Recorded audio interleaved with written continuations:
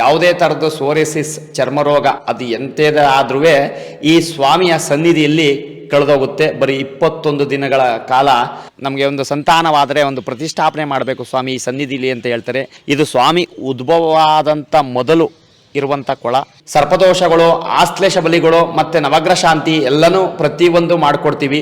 ಇಲ್ಲಿ ಈ ಸ್ಥಳದಲ್ಲಿ ಸ್ನಾನವನ್ನು ಮಾಡಿದ್ರೆ ನಿಮಗೆ ಚರ್ಮರೋಗ 50% ಕಡಿಮೆ ಆದಂಗೆ. ಅದ ಇನ್ನೊಂದು ಸ್ವರೂಪ ಅಂತಾನೆ ಕರಿತೀವಿ ನಾವು ಬಸವೇಶ್ವರ. ಇದಕ್ಕೆ ಬಸ್ ವ್ಯವಸ್ಥೆ ಮಳವಳ್ಳಿ. ಮಂಡ್ಯ ಜಿಲ್ಲೆಯ ಮಳವಳ್ಳಿ ತಾಲೂಕಲ್ಲಿರುವಂಥ ಮತ್ತಿ ತಾಳೇಶ್ವರ ಸ್ವಾಮಿ ಪುಣ್ಯಕ್ಷೇತ್ರಕ್ಕೆ ಬಂದಿರೋದು. ಸುಮಾರು 1000 ವರ್ಷದಷ್ಟು ಇತಿಹಾಸವುಳ್ಳಂಥ ಉದ್ಭವ ಲಿಂಗ ಇರುವಂಥ ಒಂದು ದೇವಸ್ಥಾನ. ಈ ದೇವಸ್ಥಾನದ ವಿಶೇಷತೆ ಏನಪ್ಪ ಅಂದರೆ ಚರ್ಮ ರೋಗ ನಿವಾರಣೆಗಂತಲೇ ಈ ದೇವಸ್ಥಾನ ತುಂಬ ಪ್ರಸಿದ್ಧಿಯಾಗಿರೋದು. ಇಲ್ಲಿನ ಅರ್ಚಕರ ಜೊತೆ ನಾವು ಈ ದೇವಸ್ಥಾನವನ್ನು ಬನ್ನಿ ನೋಡೋಣ. ಓಂ ಗುರುಭ್ಯೋ ನಮಃ. ಅರಹ ಓಂ ಶ್ರೀ ದಕ್ಷಿಣಾಮೂರ್ತಿಯೇ ನಮಃ. ಈ ದೇವಸ್ಥಾನ ಬಂದು ಮತ್ತಿ ತಾಳೇಶ್ವರ ಸ್ವಾಮಿ ಅಂತ. ಇದು ಮೂಲತಃ ಬಂದು ಸುಬ್ರಹ್ಮಣ್ಯೇಶ್ವರ ಅಂತ ನಾವು ಕರಿತೀವಿ. ಏನಕ್ಕೆ ಸುಬ್ರಹ್ಮಣ್ಯೇಶ್ವರ ಅಂತ ಕರಿತೀವಿ ಅಂದ್ರೆ ಇಲ್ಲಿ ಯಾವುದೇ ಕಾರ್ಯ ಮಾಡಿದ್ರು ಸುಬ್ರಹ್ಮಣ್ಯನ ಅನುಷ್ಠಾನ ಸಮೇತವಾಗಿ ಮಾಡೋದು. ಇದು ದೇವಸ್ಥಾನ ಪ್ರಾಪ್ತಿ ಕಾಲದ್ದು ಅಂತ ಕರಿತೀವಿ. ಅಂದ್ರೆ 1000 ವರ್ಷದ ಇತಿಹಾಸ ಉಳ್ಳಂತ ದೇವಸ್ಥಾನ. ಈ ಮತ್ತಿ ತಾಳೇಶ್ವರ ಅಂತ ಏನಕ್ಕೆ ಬತ್ತು ಅಂತ ನಾವು ಹೇಳ್ತೀವಿ. ಇದು ದೊಡ್ಡ ಕಾಡು. ಆ ಕಾಡಲ್ಲಿ ದೊಡ್ಡ ಮರ, ಮತ್ತಿ ಮರ ಅನ್ನೋದು. ಅದ್ರ ಜೊತೆಲಿ ಉತ್ತವನ್ನ ಬೆಳ್ಕೊಂಡಿದ್ದಂತ ಮರ. ಇಲ್ಲಿ ಒಂದು 25-26 ಮರ ಇದೆ. ಅದರಲ್ಲಿ ದೊಡ್ಡ ಮರ ಇದು. ಆ ಮರದೊಳಗೆ ಸ್ವಾಮಿ ಸಂಚಾರ ಮಾಡ್ತಾನೆ ಅನ್ನೋದೊಂದು ಗೌಡರ ಕನಸಿಗೆ ಕಾಣ್ತು. ಆಗ ಹಸುಗಳೆಲ್ಲ ಬಿಟ್ಟು ಬಂದಾಗ ಹಸು ಎಲ್ಲವನ್ನ ಮೇಯ್ಕೊಂಡು ಸಂಜೆ ಮತ್ತೆ ಹಿಂದಿರ್ಗ್ಬೇಕಾದ್ರೆ ಆ ಮತ್ತಿ ಮರ ಅನ್ನೋದು ಉತ್ತ ಬೆಳ್ಕೊಂಡಿತ್ತಲ್ಲ, ಆ ಉತ್ತದ ಮೇಲೆ ಹೋಗಿ ನಿಂತ್ಕೊಂಡು ಕೆಚ್ಚಲಲ್ಲಿ ಹಾಲು ಕರೀತಿತ್ತು ಅಂತ ಸ್ವಾಮಿಯ ನಂಬಿಕೆ, ನಮ್ಮ ನಂಬಿಕೆ.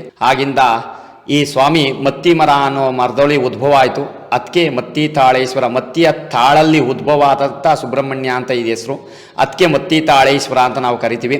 ಇದು ಒಡೆದು ಮೂಡಿರೋದು ಸ್ವಾಮಿ. ಅಂದರೆ ಮತ್ತಿ ಮರ ಅನ್ನೋದೊಂದು ಮರದಲ್ಲಿ ಒಡೆದು ಮೂಡಿರೋದು. ಆಕಾರದೆಲ್ಲ ನೀಟಾಗಿ ಕಾಣುತ್ತೆ, ನೋಡ್ಕೊಳ್ಳಿ.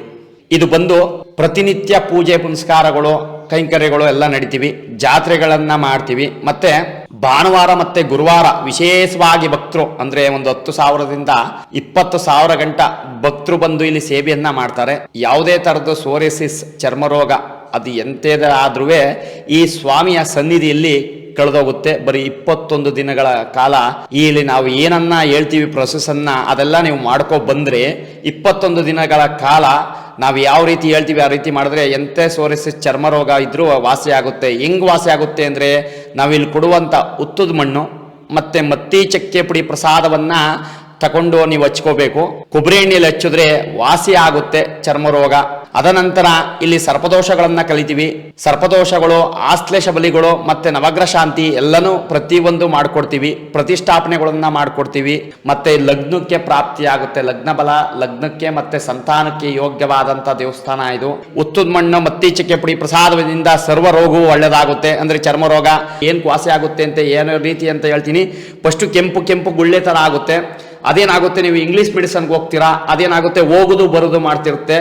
ಒಟ್ಟು ಬಂದಂಗೆ ಆಗುತ್ತೆ. ಒಟ್ಟು ಯಾವ ರೀತಿ ಒಟ್ಟು ಬಂದಂಗೆ ಆಗುತ್ತೆ. ಆಗ ಇದೇ ಸೋರೆಸಿಸ್ ಅಂತ ತಿಳ್ಕೊತಾರೆ ನೀವು. ಆ ಒಟ್ಟು ಬಂದಂತ ರೀತಿಯಲ್ಲಿ ನೀವೇನಾದ್ರು ಆಯುರ್ವೇದಕ್ಕೆ ಹೋಗಿದ್ರೆ ಆಯುರ್ವೇದಕ್ಕೆ ಸ್ಪ್ರೆಡ್ ಆದ್ರೆ ಅದು ಸ್ಪ್ರೆಡ್ ಆಗ್ತಾ ಹೋಗುತ್ತೆ. ಆಯುರ್ವೇದ ಸೆಟ್ ಆದಾಗ ಬ್ಲ್ಯಾಕ್ ತರ ತಿರುಗುತ್ತೆ. ಇದು ಬ್ಲ್ಯಾಕ್ ತರ ತಿರುಕೊಂಡಾಗ ಕಂಟ್ರೋಲ್ ಮಾಡೋದು ತುಂಬಾ ಕಷ್ಟ. ನಿಮ್ಗೆ ಯಾವ ಕೆಂಪು ಗುಳ್ಳೆ ರೀತಿಯಿಂದ ಆಗಿ ಒಟ್ಟು ಬರೋ ರೀತಿ ಆಗುತ್ತೆ ಆ ರೀತಿಯಾಗಿ ತಿಳ್ಕೊಳ್ಳಿ. ಈ ದೇವಸ್ಥಾನವ ಅಡ್ರೆಸ್ ಅನ್ನ ಕೊಡ್ತೀವಿ. ಅಡ್ರೆಸ್ಗೆ ಬನ್ನಿ. 21 ದಿನಗಳ ಕಾಲ ನಾವು ಹೇಳ್ದಂಗೆ ಸೇವೆಯನ್ನ ಮಾಡಿ ಈ ಸನ್ನಿಧಿಗೆ ನೀವು ಬಂದು 3 ಸತಿ ಮಾಡಿ ಅಡಿಗೆ ಮಾಡಿ ಊಟ ಮಾಡಿ ನೆಲಪತ್ತು ಮಾಡಿದ್ರೆ ಪೂರ್ತಿ ಸೋರಿಸಿಸ್ ಚರ್ಮ ರೋಗ ಕಡಿಮೆ ಆಗುತ್ತೆ. ಸಾಕಷ್ಟು ಉದಾಹರಣೆಗಳನ್ನ ಕೊಡಬಹುದು ನಾವು. ಇದೇ ನಿಮಗೆ ಪ್ರಸಾದ, ಸೋರಿಸಿಸ್ ಪ್ರಸಾದ ಅಂದ್ರೆ ಇದೇ ಚರ್ಮರೋಗಕ್ಕೆ ಒಳ್ಳೇದಾಗೋದು. ಅಂದ್ರೆ ಏನಾದ್ರು ಕೊಡ್ತಾರೆ ಇವರು, ಏನೇನೋ ಮಾಡ್ತಾರೆ ಅನ್ಬಾರ್ದು. ಇದು ಮತ್ತಿ ಚಕ್ಕೆ ಪುಡಿ, ಇದು ಒತ್ತದ ಮಣ್ಣು ಅಂತ ಕರಿತೀವಿ. ಇದನ್ನ ಎರಡನ್ನು ಒಂದು ಡಬ್ಬಕ್ಕೆ ಹಾಕೊಂಡು ಚಂದಾಗಿ ಕಲ್ಸ್ಕೊಂಡು 2 ಮಿಕ್ಸೆಡ್ ಮಾಡಿ ಕೊಬ್ಬರಿ ಎಣ್ಣೆಯಲ್ಲಿ ಇದನ್ನ ಹಚ್ಕೊ ಬಂದ್ರೆ ಬೆಳಗ್ಗೆ ಎದ್ಮೇಲೆ ಕಡಲೆ ಹಿಟ್ಟಿನ ಸ್ನಾನವನ್ನ ಮಾಡ್ಕೊ ಬಂದ್ರೆ 21 ದಿನಗಳ ಕಾಲ ಎಂಥ ಚರ್ಮ ರೋಗ ಇದ್ರೂ ವಾಸಿ ಆಗುತ್ತೆ. ಇದೇ ಸ್ವಾಮಿಯ ಪ್ರಸಾದ. ಇದೇ ಸೋರಿಸಿಸ್ ಚರ್ಮ ರೋಗದ ಪ್ರಸಾದ. ಇದು ಪ್ರಸಾದವನ್ನ ಹಚ್ಕೋಬೇಕು, ಇನ್ನೇನು ಇಲ್ಲ. ಇದು ಹಚ್ಚುವಾಗ 21 ದಿನದ ಕಾಲ ನಾನ್ ವೆಜ್ ಮಾಡಬಾರ್ದು. ನಾನ್ ವೆಜ್ ಮಾಡಿದ್ರೆ ಸ್ವಾಮಿ ಸುಬ್ರಹ್ಮಣ್ಯ ಶಿವ ಅಲ್ವಾ, ಸುಬ್ರಹ್ಮಣ್ಯ ನಾನ್ ವೆಜ್ಗೂ ಅದಕ್ಕೂ ಆಗಲ್ಲ. ಆದ್ರಿಂದ ನಾನ್ ವೆಜ್ ಒಂದು ಬಿಟ್ಟು ಸಂಪೂರ್ಣವಾಗಿ ಇದನ್ನ ಹೋಗು ಬಂದ ದಿನ ನೀವು ನೆಲಪತ್ ಮಾಡ್ತೀನಿ ಅಂತ ಅರ್ಕೆ ಮಾಡ್ಕೋಬಹುದು. ಅರ್ಕೆ ಮಾಡ್ಕೊಂಡ್ಮೇಲೆ 21 ದಿನಗಳ ಕಾಲ ಹಚ್ಚಿ ಮಾಡಿದ್ಮೇಲೆ ಇಲ್ಲಿ ಅಡುಗೆ ಮಾಡಬೇಕು. ನೀವೇ ಸ್ವಂತ ಅಡುಗೆಯನ್ನ ಮಾಡಿ ಪ್ರಸಾದವನ್ನ ಸ್ವಾಮಿಗೆ ನೈವೇದ್ಯವನ್ನ ನೈವೇದ್ಯ ಇಟ್ಟು ನಂತರ ನೀವು ನೆಲಪತ್ ಮಾಡಿದ್ರೆ ಸಂಪೂರ್ಣವಾಗಿ ಚರ್ಮರೋಗ ವಾಸಿ ಆಗುತ್ತೆ.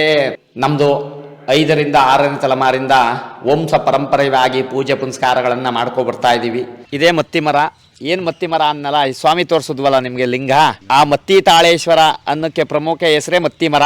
ಈ ಮರದ ಒಳಗಡೆ ತಾಳಲ್ಲಿ ಅಂದ್ರೆ ತುದಿಲಿ ಒಳಗಡೆ ಉದ್ಭವವಾದಂತ ಸ್ವಾಮಿ ಮತ್ತಿ ತಾಳೇಶ್ವರ ಸ್ವಾಮಿ ಅನ್ನೋದು ಈ ಪವಿತ್ರವಾದಂತ ಮರದ ಹೆಸರು ಮತ್ತಿ ತಾಳೇಶ್ವರ ಅಂತ. ಇದು ಮತ್ತಿ ಮರ. ನೀವು ಈ ಸ್ಥಳದಲ್ಲಿ ಅಡಿಗೆ ಮಾಡತಕ್ಕದ್ದು ಅಂತ ಹೇಳ್ತೀವಲ್ಲ, ನೆಲಪತ್ ಮಾಡೋಕ್ ಮೊದಲು ನೀವು ಮಾಡಿರುವಂತ ಅಡಿಗೆಯನ್ನ ಸ್ವಾಮಿಯ ಪ್ರಸಾದವ ಮಾಡಿ ಅಂತ ನಾವು ಹೇಳ್ತೀವಲ್ಲ, ಆಗ ನೀವು ಮಾಡದ್ದ ತಂದು ಈ ಮತ್ತಿ ಮರದ ಕೆಳಗಡೆ ಮಡಗಿ ಪೂಜೆಯನ್ನ ಮಾಡ್ಕೊಂಡು ಹೋಗಿ ನೀವು ನೆಲಪತ್ ಮಾಡೋದು. ಸ್ವಾಮಿಯಾಗಿ ನೈವೇದ್ಯ ಮಾಡಿ ಅಂದ್ರೆ ಈ ಮರದ ಹತ್ರ ಬಂದು ನೈವೇದ್ಯವನ್ನ ಇಟ್ಟು ನೀವೇನೆಲ್ಲ ಮಾಡ್ತೀರಾ ಪ್ರತಿಯೊಂದು ನೈವೇದ್ಯವನ್ನ ತಗೊಂಡ್ಬಂದು ಇಲ್ಲಿ ಇಟ್ಟು ಪೂಜೆಯನ್ನ ಮಾಡ್ಕೊಂಡು ಹೋಗತಕ್ಕದ್ದು. ಚಕ್ಕೆ ಪುಡಿ ಅಂತ ಏನ್ ಕೊಡ್ತೀವಿ ಈ ಮರದ್ದೇ ಕೊಡೋದು. ಚಕ್ಕೆ ಪುಡಿ, ಚಕ್ಕೆ ಮಣ್ಣು ಎಲ್ಲಾನು ಇದೇ ಪುಡಿಯಿಂದ ಕೊಡೋದು.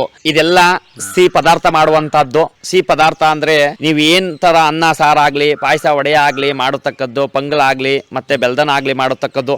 ಇದೆಲ್ಲ ಎಲ್ಲಾ ಕಡುವೆ ಸ್ವಾಮಿಯ ಮಾಳ. ನೀವು ಯಾವ ಮಾಳದಲ್ಲಾರು ಮಾಡಿದ್ರೆ ಈ ನೆಲಪತ್ತು ಅಂತ ನಿಮ್ಗೆ ಹೇಳಿದೆ, ಪ್ರಧಾನವಾಗಿ ನೆಲಪತ್ತು ಅಂತ ಹೇಳಿದೆ. ನೆಲಪತ್ತು ಏನು ಅಂದ್ರೆ ಈ ಸ್ಥಳದಲ್ಲಿ ಅಡುಗೆಯನ್ನ ಮಾಡಿದ್ಮೇಲೆ ನೆಲ ಇದು. ಹೌದು. ಈ ನೆಲವನ್ನ ಸೀಟಿಂಗೆ ನೀವು ಮಾಡಿರುವಂತ ಅನ್ನವನ್ನ ಏನಿದೆ ಪ್ರಧಾನವಾಗಿ ನೆಲಪತ್ತು ಅಂತ ಮಾಡ್ತೀರಾ, ಅನ್ನವನ್ನ ತಟ್ಕೊಂಡು ನೀಟಾಗಿ ನೀವು ಮಾಡಿರುವ ಅನ್ನದ ಮೇಲೆ ಏನೆಲ್ಲ ಮಾಡಿರ್ತೀರಾ, ಅನ್ನ ಸಾರು ಏನಿದೆ ಎಲ್ಲವನ್ನು ಉಂಡಿ ಎಲ್ಲವನ್ನು ತಿನ್ಕೊಂಡು ಆ ಸ್ವಾಮಿಯ ತಟ್ಟೆಯನ್ನ ಈ ಸ್ವಾಮಿಗೆ ಅರ್ಪಿಸೋದು ಅಂದ್ರೆ ಬಿಡುವಂತಹದ್ದು. ಅದೇ ನೆಲಪತ್ತು ತಪ್ಪಿ. ನೀವು ನೆಲಪತ್ ಮಾಡ್ತೀನಿ ಅಂದ್ಬಿಟ್ಟು ಬಾಳೆ ಎಲೆ ಮೇಲೆ ಊಟ ಮಾಡೋದು, ಕಲ್ ಮೇಲೆ ಒಪ್ಪತ್ತು ಮಾಡೋದಾದ್ರೆ ಸ್ವಾಮಿಗೆ ತೃಪ್ತಿ ಆಗಲ್ಲ. ನೀವು ಎಲ್ಲಿ ಯಾವ ಸ್ಥಳದಲ್ಲಿ ಅಡುಗೆಯನ್ನ ಮಾಡ್ತೀರಾ ಆ ಸ್ಥಳದಲ್ಲಿ ಇರುವಂಥ ನೆಲದ ಮೇಲೆ ನೆಲಪತ್ ಮಾಡತಕ್ಕದ್ದು. ಇಲ್ಲಿ ಯಾವುದೇ ಥರದಾಗಲಿ ಒಂದು ಕಲ್ಲಾಗಲಿ ಏನಾಗಲಿ ಸಿಗಲ್ಲ. ಯಾಕೆಂದರೆ ಸ್ವಾಮಿಯ ಮಹಿಮೆ. ಈ ಸ್ವಾಮಿಗೆ ಏನು ಅರ್ಪಿಸ್ತಿರೋ ಇಲ್ಲೋ ಗೊತ್ತಿಲ್ಲ. ನೆಲಪತ್ ಮಾಡ್ತೀನಿ ಅಂತ ಅರ್ಕೆಯನ್ನ ಮಾಡಿದ್ರೆ ಸ್ವಾಮಿಗೆ ತೃಪ್ತಿ ಆಗುತ್ತೆ. ಏನಕ್ಕೆ ಅಂದರೆ ಸ್ವಾಮಿ ಇರೋದು ನೆಲದ ಮೇಲೆ ಒಳಗಡೆ. ಆದ್ರಿಂದ ನೀವು ನೆಲಪತ್ ಮಾಡಿದ್ರೆ ತೃಪ್ತಿ ಆಗೋದು ಸ್ವಾಮಿಗೆ. ಆದ್ರಿಂದ ನೀವು ಎಲ್ಲಿ ಅಡುಗೆಯನ್ನ ಮಾಡ್ತೀರಾ ಆ ಜಾಗದಲ್ಲಿ ಅಡುಗೆಯನ್ನ ಮಾಡಿಕೊಂಡು ಮಡಿ ಮೈಲಿಗೆಯಿಂದ ಮಾಡಿಕೊಂಡು ನೀಟಾಗಿ ಸ್ನಾನ ಮಡಿ ಎಲ್ಲ ಮಾಡಿಕೊಂಡು ಅಡುಗೆಯನ್ನ ಮಾಡಿ ನಾಗರ ಕಲ್ಲು ಅಂತ ಇದೆ ಫಸ್ಟು. ನಾಗರ ಕಲ್ಲಿಗೆ ತನಿ ಏರಿರ್ತಕ್ಕದ್ದು. ಫಸ್ಟು ನಾಗರ ಕಲ್ಲಿಗೆ ತನಿ ಏರಿದ ಆದಮೇಲೆ ನೀವು ಅಡುಗೆ ಪ್ರಾರಂಭ ಮಾಡಿ ಅಡುಗೆ ಮಾಡಿರೋದಂತನ್ನ ಈ ಮತ್ತಿ ಮರ ಅನ್ನೋ ಮತ್ತಿ ಮರದ ಕೆಳಗಡೆ ಇಟ್ಟು ತದನಂತರ ದೇವಸ್ಥಾನಕ್ಕೆ ಪ್ರದಕ್ಷಿಣೆ ಮುಖಾಂತರವಾಗಿ ಹೋಗಿ ದರ್ಶನವನ್ನ ಮಾಡಿ ಅಲ್ಲಿರುವಂಥ ಅರ್ಚಕರು ಏನೆಲ್ಲ ಹೇಳ್ತಾರೆ ಅದನ್ನು ತಿಳ್ಕೊಂಡು ಅದನಂತರ ನವಗ್ರಹ ದೇವಸ್ಥಾನವನ್ನು ಪೂಜೆಯನ್ನು ಮಾಡಿಕೊಂಡು ತದನಂತರ ಮಾದೇಶ್ವರನ ಪೂಜೆ ಮಾಡಿಕೊಂಡು ಊಟ ಮಾಡತಕ್ಕದ್ದು. ಇದು ಪದ್ಧತಿ ಪ್ರಕಾರ ಇರೋದು. ಇಲ್ಲೆಲ್ಲ ಒಳಕಲ್ಲೆಲ್ಲ ಇದೆ. ಏನನ್ನು ಮನೆಯಿಂದ ವಡೆ ಮಾಡ್ತೀನಿ ಅಂದರೆ ಏನನ್ನು ಮನೆಯಿಂದ ಆಡ್ಸ್ಕೊ ಬರೋಂಗಿಲ್ಲ. ಇಲ್ಲೇ ಸ್ನಾನ ಮಾಡಿ ಆಡಿಸತಕ್ಕದ್ದು. ಅದಕ್ಕೆ ಒಳಕಲ್ಲೆಲ್ಲ ವ್ಯವಸ್ಥೆ ಎಲ್ಲ ಸಂಪೂರ್ಣವಾಗಿದೆ. ತುಂಬ ತೃಪ್ತಿಯಾಗಿ ಊಟ ಮಾಡ್ಕೊಂಡು ಹೋಗುವಂಥ ಸ್ಥಳ ಇದು. ಊಟ ಮಾಡಿದ ನಂತರ ನಮ್ದು ಏನು ಚರ್ಮ ರೋಗ ಇದೆ ಅದೆಲ್ಲ ಸಂಪೂರ್ಣವಾಗಿ ಗುಣಮುಖ ಆಗುತ್ತೆ. ಪುರಾತನ ಕಾಲದಲ್ಲಿ ಏನನ್ನ ಪ್ರತಿಷ್ಠಾಪನೆಯನ್ನ ಮಾಡ್ತಾರೆ ಅಂದ್ರೆ ಪುರಾತನದಲ್ಲಿ ವಿದ್ಯಾವಂತರು ಇರ್ತಾರಲ್ಲ ಪ್ರತಿಷ್ಠಾಪನೆ ಮಾಡುವಂತ. ಓಂ ನಮಸ್ತೆ ಸೂರ್ಯ ಚಂದ್ರಾಯ ಮಂಗಳಾಯ ಬುಧಾಯ ಸವಿಚ್ಛ ರಾಹುವೇ ಕೇತುವೇ ನಮಃ ಅಷ್ಟನವಗ್ರಹ ಶಾಂತಿ ಪರಿಹಾರ ಪೂಜೆಯನ್ನ ಮಾಡ್ಕೊಡ್ತೀವಿ. ಈ ಸ್ಥಳದಲ್ಲಿ ಮಾಡ್ತೀವಿ. ಓಂ ಗುರುಭ್ಯೋ ನಮಃ. ಶ್ರೀ ಸುಬ್ರಹ್ಮಣ್ಯೇಶ್ವರ ಸ್ವಾಮಿ ನಮಃ. ಈ ನಾಗರ ಕಲ್ಲು ಏನಕ್ಕೆ ಇಷ್ಟೊಂದು ಪ್ರತಿಷ್ಠಾಪನೆಯನ್ನ ಮಾಡಿದೀವಿ ಅಂದ್ರೆ ಮನುಷ್ಯನ ಜೀವನ ಅನ್ನೋದು ತುಂಬಾ ಸೂಕ್ಷ್ಮದಲ್ಲೂ ಸೂಕ್ಷ್ಮತೆ. ಅದರಲ್ಲಿ ಈ ಸರ್ಪದೋಷ ಅನ್ನೋದು ಭಾರಿ ಪರಿಮಾಣ ಬೀಳುತ್ತೆ. ಏನಕ್ಕೆ ಅಂದ್ರೆ ಒಂದು ಲಗ್ನಕ್ಕೆ ಆಗ್ಲಿ ಒಂದು ಸಂತಾನಕ್ಕೆ ಆಗ್ಲಿ ಈ ಸುಬ್ರಹ್ಮಣ್ಯ ಸರ್ಪದೋಷ ಇದೆ ಅಂತ ಅಂದಾಗ ಇಲ್ಲಿ ಬರುವಂತ ಭಕ್ತಾದ್ರಿಗಳಲ್ಲಿ 5 ವರ್ಷ 6 ವರ್ಷ 7 ವರ್ಷ ಮತ್ತೆ 10 ವರ್ಷ ಮಕ್ಕಳಿಲ್ಲ ಅನ್ನೋದು ಒಂದು ಇದು. ಆದ್ರಿಂದ ನಾವು ಏನಂತೀವಿ, ಒಂದು ಪ್ರತಿಷ್ಠಾಪನೆ ಮಾಡ್ಕೊಡ್ಬೇಕು. ನಮಗೆ ಒಂದು ಸಂತಾನವಾದರೆ ಒಂದು ಪ್ರತಿಷ್ಠಾಪನೆ ಮಾಡಬೇಕು ಸ್ವಾಮಿ ಈ ಸನ್ನಿಧಿಲಿ ಅಂತ ಹೇಳ್ತಾರೆ. ಒಬ್ಬರಿಗೆ ಲಗ್ನ ಆಗ್ಲಿಲ್ಲ ಅಂದ್ರೆ ಇಲ್ಲಿ ಲಗ್ನ ಆದ್ರೆ ನಾವು ಇಲ್ಲಿ ಪ್ರತಿಷ್ಠಾಪನೆ ಮಾಡ್ತೀವಿ ಅಂತ ಅರ್ಕೆಯನ್ನ ಮಾಡ್ಕೊ ಹೋಗ್ತಾರೆ. ಆದ್ರಿಂದ ಅವ್ರಿಗೆಲ್ಲ ಒಂದು ಗುಣಮುಖ ಆದ್ರೆ ಅಂದ್ರೆ ಒಂದು ಸಂತಾನ ಭಾಗ್ಯ ಆದ್ರೆ ಸ್ವಾಮಿ ಸನ್ನಿಧಿಲಿ ಸಂತಾನ ಭಾಗ್ಯಕ್ಕೆ ಪಿನ್ ಪ್ರಸಾದ ಅಂತ ಕೊಡ್ತೀವಿ ನಾವು. ಮಡಿ ಮೈಲ್ಗೆ ಎಲ್ಲವನ್ನು ಸರ್ಪ ಸಂತಾನ ಕಳೆದು ಪಿನ್ ಪ್ರಸಾದ ಅಂತ ಕೊಡ್ತೀವಿ. ದೇವರ ಅನುಗ್ರಹ ಇದ್ದು ಅವಳು ಮೋಕ್ಷ ಮುಕ್ತನಾಗಿದ್ದರೆ ಸಂತಾನ 100% ಭಾಗ ಆಗುತ್ತೆ. ಒಂದು ಲಗ್ನಕ್ಕೂ ಅಷ್ಟೇ ಸಂತಾನ ಸರ್ಪ ಸಂಸ್ಕಾರ ಕಳೆದು ಮತ್ತೆ ನೀರನ್ನ ಹೂದು ಕಳಿಸ್ತೀವಿ.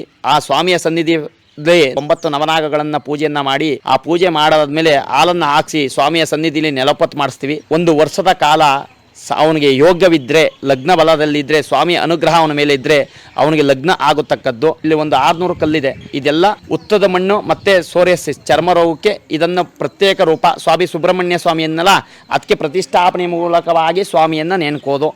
ಇದು ಬಂದು ಹಾಲನ್ನು ಹಾಕಬೇಕು. ನೀವು ಹಾಲು ಹಾಕಿ ತಣ್ಣೀರು ಹೇಳಿದ್ರೆ ಎಷ್ಟೇ ರೋಗ, ನಮ್ಮ ಸರ್ಪ ಸಂಸ್ಕಾರ ಎಷ್ಟಿದ್ರು ಸರ್ಪದೋಷ ಇದ್ರೂ ಒಂದು 60 ಭಾಗ ಕಡಿಮೆ ಆಗುತ್ತೆ. ಇಲ್ಲಿ ಭಾನುವಾರ ಗುರುವಾರ ಯಾವುದೇ ಥರ ಪ್ರತಿಷ್ಠಾಪನೆಯನ್ನ ಮಾಡಲ್ಲ. ಏನಕ್ಕೆ ಮಾಡಲ್ಲ ಅಂದರೆ ಇಲ್ಲಿ ಸನ್ನಿಧಿಯಲ್ಲಿ ಇರುವಂಥ ಜಾಗ ಕಡಿಮೆ ಆದ್ರಿಂದ ಭಕ್ತಾದಿಗಳ ಸಂಖ್ಯೆ ಹೆಚ್ಚಾದಷ್ಟು ನಾವು ಏನೇ ಹೋಮ ಆಗಲಿ ಪ್ರತಿ ಪೂಜೆಗಳಲ್ಲಾಗಲಿ ಮಾಡೋಕ್ಕಾಗಲ್ಲ. ಅದಕ್ಕೆ ಏನು ಮಾಡ್ತೀವಿ, ಬಿಡದಿನ ಮಾಡಿಕೊಡ್ತೀವಿ. ಸೋಮವಾರ, ಮಂಗಳವಾರ ಮತ್ತು ಬುಧವಾರ ಮತ್ತು ಶುಕ್ರವಾರ, ಶನಿವಾರದಲ್ಲಿ ಪ್ರಶಸ್ತವಾದ ಸ್ಥಳವನ್ನು ನೋಡಿಕೊಂಡು ಪ್ರಶಸ್ತವಾದ ಡೇಟುಗಳನ್ನು ನೋಡಿಕೊಂಡು ಮಾಡಿಕೊಡ್ತೀವಿ. ಮತ್ತಿತಾಳೇಶ್ವರ ಸ್ವಾಮಿ ನಮಃ. ಈ ಕೊಳದ ಅಂದರೆ ವಿಶೇಷತೆ ಏನು ಅಂದರೆ ಇದೇ ಮಜ್ಜನದ ಕೊಳ ಅಂತ ನಾವು ಕರಿತೀವಿ. ಸ್ವಾಮಿಯ ಸನ್ನಿಧಿಗೆ ಹೋಗುವ ಮೊದಲು ಈ ಕೊಳದಲ್ಲಿ ನೀರು ಹಾಕೋ ಬರಬೇಕು. ಇದು ಬಾಯಿಲಾಗಲಿ ಇದರಲ್ಲಿ ಮುಟ್ಟಿಸಿ ಒಳಕ್ಕೆ ಉಗಿಯೋಂಗಿಲ್ಲ. ಏನು ಸೋಪು ಸಾಂಪು ಆಗಲಿ ಪ್ರತಿಯೊಂದಾಗಲಿ ಏನೂ ಹಾಕೋಂಗಿಲ್ಲ ಈ ಕೊಳಕ್ಕೆ. ಬರೀ ಪ್ರೋಷ್ಣೆಯನ್ನು ಮಾಡಿಕೊಂಡು ಹೋಗಬೇಕು. ಪ್ರೋಷ್ಣೆ ಮಾಡತಕ್ಕದ್ದು. ಈ ಪ್ರೋಷ್ಣೆಯನ್ನು ಮಾಡಿಕೊಂಡು ಅಡ್ಡ ನಮಸ್ಕಾರ ಮಾಡಿಕೊಂಡು ಉಳ್ಸೇವೆ ಎಲ್ಲ ಮಾಡಿಕೊಂಡು ಹೋಗೋದು.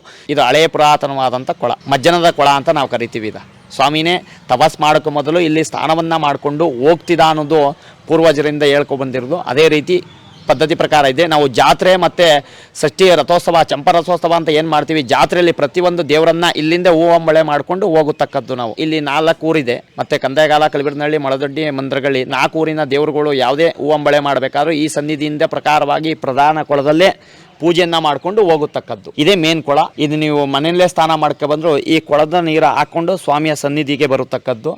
ಮತ್ತೆ ಈ ಸ್ವಾಮಿಯ ಇನ್ನೊಂದು ರೂಪ ಬಸವೇಶ್ವರ ಅಂದರೆ ಬಸಪ್ಪ. ಸ್ವಾಮಿಯ ಪ್ರತ್ಯೇಕ ರೂಪವಾಗಿ ಬಸವನೂ ಇದೆ, ಅದನ್ನು ತೋರಿಸ್ಕೊಡ್ತೀನಿ. ಇದು ಮತ್ತಿತಾಳೇಶ್ವರ ಸ್ವಾಮಿಯ ಪುಣ್ಯಕ್ಷೇತ್ರದಲ್ಲಿ ಇರುವಂಥ ಬಸವ. ಮತ್ತಿತಾಳೇಶ್ವರನ ಸ್ವರೂಪ ಅಂತಲೇ ನಾವು ಇನ್ನೊಂದು ರೂಪದಲ್ಲಿ ಕರಿತೀವಿ, ಬಸವೇಶ್ವರ ಅಂತ. ಮತ್ತೆ ಭಾನುವಾರ ಗುರುವಾರ ಈ ಸ್ವಾಮಿಯ ಹೆಸರಲ್ಲಿ ಏನು ನಾವು ಹೊರಗಡೆ ಎಲ್ಲ ಹೋಗ್ತದೆ, ಮತ್ತಿತಾಳೇಶ್ವರನ ಹೆಸರಲ್ಲಿ ಹೋಗುವಂತಹದ್ದು ಬಸವ ಇದು. ಇದನ್ನ ಮತ್ತಿತಾಳೇಶ್ವರ ಸ್ವಾಮಿಯ ಅರ್ಕೆ ಮಾಡ್ಕೊಂಡಿರುವಂಥ ಭಕ್ತರು ಕರ್ಕೊ ಹೋಗ್ಬೋದು. ಅಂದ್ರೆ ಬಸವೇಶ್ವರನ್ನ ಕರ್ಕೊ ಹೋಗ್ಬೋದು. ಯಾಕೆಂದ್ರೆ ನಾವು ಸ್ವಾಮಿಯನ್ನ ಎಲ್ಲೂ ತಗೋ ಹೋಗಿಲ್ಲ. ಅದರ ಬದಲು ಸ್ವಾಮಿಯ ಸ್ವರೂಪನಾದಂಥ ಬಸವೇಶ್ವರನನ್ನ ನೀವು ಯಾವ ಮನೆಗಾರು ಹೋಗ್ಬೋದು. ಗುರುಪ್ರವೇಶ, ಊರಲ್ಲಿ ಮಾಡುವಂಥ ಹಬ್ಬಗಳು, ಪ್ರತಿಯೊಂದು ಹಬ್ಬಗಳಿಗೆ ಸ್ವಾಮಿಯನ್ನ ಕರ್ಕೊಂಡೋಗಿ ಸೇವೆಯನ್ನ ಮಾಡ್ಬೋದು. ಇದು ಭಾನುವಾರ ಗುರುವಾರ ಸ್ವಾಮಿಯ ಸನ್ನಿಧಿ ಪಕ್ಕದಲ್ಲಿ ಕಟ್ತೀವಿ. ಅಲ್ಲೇ ನೀವು ಸ್ವಾಮಿ ಸನ್ನಿಧಿಯಲ್ಲಿ ದರ್ಶನವನ್ನ ಮಾಡ್ಬೋದು. ಬಸವೇಶ್ವರ ಪ್ರತ್ಯೇಕವಾಗಿ ಈಗ ನಾವು ಏನನ್ನ ತೋರಿಸ್ಕೊಟ್ವೋ ಲಾಸ್ಟ್ ಮೂಮೆಂಟ್ಗೆ ಬಂದಿದ್ದೀವಿ. ಮೊದಲನೇ ಕೊಳದಲ್ಲಿ ನೀರು ಹಾಕ್ಕೊಂಡು ಅಡ್ಡ ನಮಸ್ಕಾರ ಮಾಡ್ಕೊ ಬಂದಮೇಲೆ ಈ ಜಾಗದಲ್ಲಿ ಸ್ನಾನವನ್ನು ಮಾಡತಕ್ಕದ್ದು. ಈ ಜಾಗದಲ್ಲಿ ಸ್ನಾನವನ್ನು ಮಾಡಬೇಕು. ನಾ ಹೇಳಿದ್ನಲ್ಲ, ಚರ್ಮ ರೋಗ ಬಾಧೆ ಏನು ಬಾಡ್ತಾ ಇದ್ದೀರಾ ನೀವು, ಕೆಟ್ಕೊಂಡು ಕೆರ್ತವನ್ನ ತಡ್ಕೋಕಾಗ್ಲಿಲ್ಲ ಅಂದ್ರೆ ಈ ಸನ್ನಿಧಿಲಿ 3 ಸತಿ ಪ್ರದಕ್ಷಿಣೆ ಸ್ನಾನವನ್ನ ಮಾಡತಕ್ಕದ್ದು. ಇಲ್ಲಿ ಈ ಸ್ಥಳದಲ್ಲಿ ಸ್ನಾನವನ್ನ ಮಾಡಿದ್ರೆ ನಿಮಗೆ ಚರ್ಮ ರೋಗ 50% ಕಡಿಮೆ ಆದಂಗೆ, ಮನ್ಸು ಒಂಥರ ಅಗ್ರ ಆದಂಗೆ, ನೆವೆ ಕೆರ್ತಗಳು ಏನಿದೆ ಯಾವುದು ಬರಲ್ಲ. ನೀವು ನೋಡ್ಬೋದು ಸ್ನಾನದ ನೀರು ಯಾವ ಕಲರ್ ಇದೆ ಅಂದ್ರೆ, ಏನಕ್ಕೆ ಅಂದ್ರೆ ನಾವು ಚೇಂಜ್ ಮಾಡ್ತಾ ಇದ್ರು ಅದೇ ಕಲರ್ ಬರ್ತದೆ ಅಂದ್ರೆ, ಇಲ್ಲಿ ನಾವು ತೆಪ್ಪೋತ್ಸವ ಅಂತ ಮಾಡ್ತೀವಿ. ತೆಪ್ಪೋತ್ಸವ ಅಂತ ಮಾಡಿದಾಗ ಮತ್ತಿತಾಳೇಶ್ವರ ಸ್ವಾಮಿ ಇಲ್ಲಿ ತೆಪ್ಪವನ್ನ ಹಾಡ್ತಾನೆ. ತೆಪ್ಪವನ್ನ ಆಡದ ಮೇಲೆ ಆ ನೀರನ್ನ 1 ವರ್ಷಗಳ ಕಾಲ ಅಂದ್ರೆ ಯಾರು ಅಕಸ್ಮಾತ್ ತೀರೋದ್ರೆ ಮಾತ್ರ ನಾವು ಚೇಂಜ್ ಮಾಡ್ತೀವಿ, ಮತ್ತೆ ಇಲ್ಲಾಂದ್ರೆ ಚೇಂಜ್ ಮಾಡಲ್ಲ. ಇದು ಕಾವೇರಿ ನೀರು ಮತ್ತೆ ತುಂಬಿಸ್ತಿರ್ತೀವಿ. ಏನಕ್ಕೆ ಖಾಲಿ ಮಾಡಲ್ಲ ಅಂದ್ರೆ, ಸ್ವಾಮಿ ರಥೋತ್ಸವ ಮುಗಿಸ್ಕೊಂಡು ತೆಪ್ಪೋತ್ಸವಕ್ಕೆ ಬಂದು ತೆಪ್ಪವನ್ನ ಹಾಡಿದ್ಮೇಲೆ ಚರ್ಮರೋಗ ಅರ್ಧ ಕಡಿಮೆ ಆಗುವಂತ ನೀರು ಅಂತ ನಾವು ಮಡಿಕೋತೀವಿ ಈ ಸನ್ನಿಧಿಲಿ. ಆದ್ರಿಂದ ಈ ಸ್ಥಾನವನ್ನ ಮಾಡ್ಕೊಂಡು ದಡದಲ್ಲಿ ಕುಂತ್ಕೊಂಡು ಸ್ಥಾನವನ್ನ ಮಾಡ್ಕೊಂಡು ನಾಗರಕಲ್ಗೆ ತನಿಯೇರಬೇಕು. ಇಲ್ಲಿಂದ ಮುಗಿಸ್ಕೊಂಡು ನಾಗರಕಲ್ಗೆ ತನಿಯೇರಕ್ಕೆ ಹೋಗ್ಬೇಕು. ಇದು ಪದ್ಧತಿ ಪ್ರಕಾರವಾಗಿ ಹೇಳ್ತೀನಿ, ಕೇಳ್ಕೊಳ್ಳಿ. ಸನ್ನಿಧಿಗೆ ಬರುವಂತ ಭಕ್ತರು ಫಸ್ಟ್ನೇ ಸತಿ ಬರೋರು ನೀವು, ಇದು 3 ಸತಿ ಬರಬೇಕು. ಫಸ್ಟ್ನೇ ಸತಿ ಮನೇಲೆ ಸ್ನಾನ ಮಡಿ ಮಾಡ್ಕೊ ಬಂದ್ರು ಸಮಸ್ಯೆ ಇಲ್ಲ.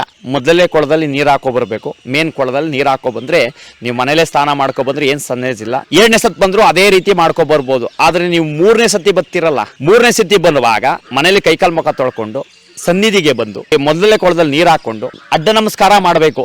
ಅಡ್ಡ ನಮಸ್ಕಾರ ಅಂದ್ರೆ ನಾಗರಕಲ್ ಹತ್ರ ಅಡ್ಡ ನಮಸ್ಕಾರ ಮಾಡು. ಈ ಗೋಪುರದ ಮುಂದೆ ಅಡ್ಡ ನಮಸ್ಕಾರ ಮಾಡಿಕೊಂಡು ಇಲ್ಲೊಂದು ಕೊಳ ಇದೆ, ಸ್ನಾನ ಮಾಡೋಕೆ ಕೊಳ.